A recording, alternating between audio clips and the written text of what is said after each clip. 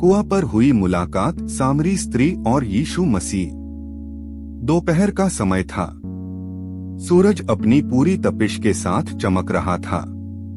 सामरिया के सूखार नगर के बाहर याकूब का पुराना कुआं था। उसी कुएं पर एक सामरिया की स्त्री पानी भरने आई। वह जानती थी कि इस समय कोई नहीं होगा, क्योंकि लोग उसे देखकर बातें बनाते थे। उसका जीवन टूटे रिश्तों और तिरस्कार से भरा हुआ था। उसी कुएं के पास यीशु मसीह थके हुए बैठे थे। उनके चेले नगर में भोजन लेने गए थे। यीशु ने उस स्त्री से कहा, मुझे पानी पिला। यह सुनकर वह चकित हो गई, क्योंकि यहूदी लोग सामरियों से बात नहीं करते थे।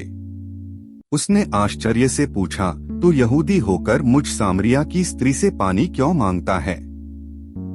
यीशु ने कोमल स्वर में उत्तर दिया, यदि तू परमेश्वर का वरदान जानती तो तू मुझसे जीवित जल मांगती। स्त्री ने सोचा कि यीशु साधारण पानी की बात कर रहे हैं, पर यीशु उसके हृदय की प्यास की ओर इशारा कर रहे थे, उस प्यास की जिसे संसार की कोई चीज नहीं बुझा सकती।